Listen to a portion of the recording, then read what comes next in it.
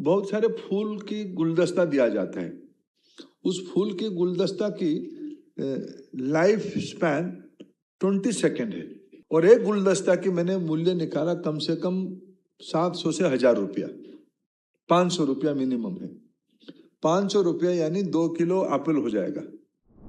केंद्रीय शिक्षा मंत्री कह रहे हैं कि गुलदस्ते की लाइफ महज 20 सेकंड होती है और इसकी कीमत लगभग 500 रुपए होती है। इतने पैसे में 2 किलो सेब आ सकते हैं। अब शिक्षा मंत्री ने ऐसा क्यों कहा, चलिए सब कुछ आपको विस्तार से बताते हैं। दरअसल शिक्षा मंत्री धर्मेंद्र प्रधान रविवार को भोपाल के कुशाभाऊ ठाकरे सभागार में राष्ट्रीय शिक्षा नीति 2020 पर एक कार्यशाला को संबोधित कर रहे थे और उन्हें जो गुलदस्ते मिले उसका उदाहरण देकर शिक्षा मंत्री ये कहना चाह रहे थे कि अगर गुलदस्ते देने की बजाय मंत्री, विधायक और नेता किसी जरूरतमंद बच्चे को सेब या दूसरे कोई खाने का सामान दे दें तो ज्यादा बेहतर होगा। और वो इसलिए क्योंकि मध्य प्रदेश में कुपोषण की जो स्थिति है वो काफी परेशान करने वाली है। केंद्रीय शिक्षा मंत्री धर्मेंद्र के इस बयान ने एमपी में कुपोषण की बहस को जन्म दे दिया है। दरअसल राज्य सरकार इस मुद्दे पर हमेशा ही अपनी पीठ ठोकती रही है, लेकिन आंकड़े तो कुछ और ही बयां कर रहे हैं और इन आंकड़ों ने सरकार को सवालों के कटघरे में खड़ा कर दिया है।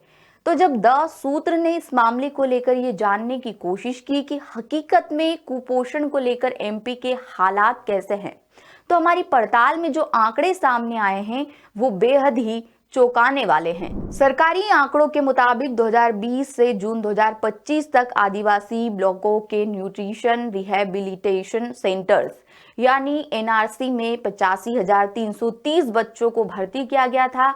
ऐसे बच्चों की सालाना भर्ती 2020-21 में 11,566 थी, जो 2024-25 में बढ़कर 20,741 हो गई। मध्य प्रदेश में 10 लाख से ज्यादा बच्चे कुपोषित हैं। इनमें से लगभग 1,36,000 गंभीर रूप से कुपोषित है।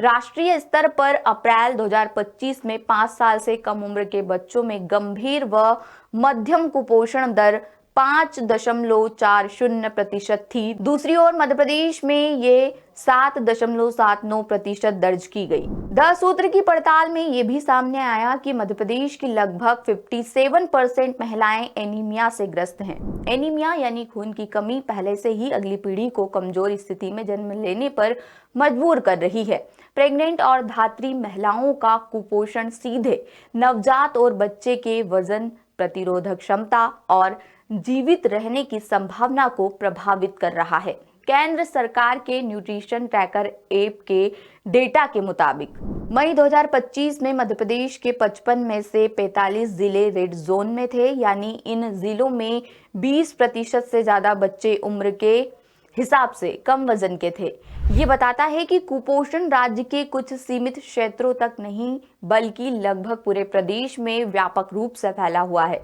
सरकारी रिकॉर्ड के मुताबिक एक बच्चे पर एनआरसी में लगभग 980 रुपए का खर्च दिखाया गया है। आंगनवाड़ी केंद्रों में भी गंभीर रूप से कुपोषित बच्चों के लिए 12 रुपए पर डे और सामान्य बच्चों के लिए 8 रुपए पर डे का प्रावधान है।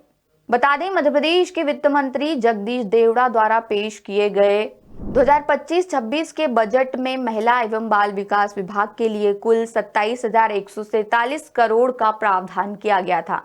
आंगनवाड़ी सेवाएं के लिए 3,729 करोड़ था। वहीं 2025-26 के लिए पोषण बजट लगभग 4,895 करोड़ रुपए बताया गया। लेकिन बावजूद इसके जिलों और गांवों की ग्राउंड सिचुएशन में एक्सपेक्टेड इंप्रूवमेंट दिखाई नहीं देता है। 2022 में पोषण आहार की खरीद और परिवहन में बड़ी अनियमितताओं का खुलासा हुआ था। सीएजी की रिपोर्ट के मुताबिक लगभग 858 करोड़ रुपए का घोटाला हुआ।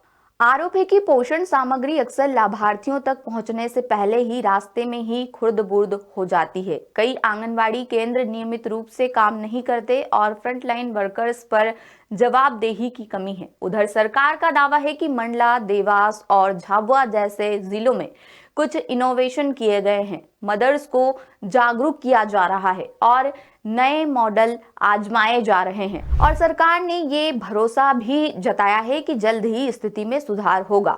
तो कुल मिलाकर भारी भरकम बजट के बाद भी मध्य प्रदेश में 10 लाख से ज्यादा बच्चे कुपोषित है। अब ऐसे में सवाल ये उठते हैं कि आखिर इतना खर्चा होने के बाद भी हालत सुधर क्यों नहीं रहे हैं। सवाल कई है जिसका जवाब सिर्फ सरकार के पास है।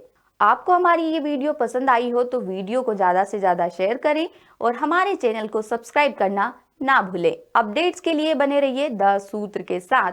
शुक्रिया।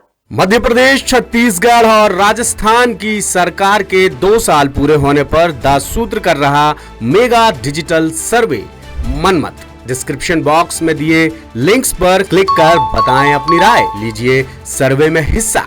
बताइए 2 साल में कितनी असरदार रही आपकी सरकार।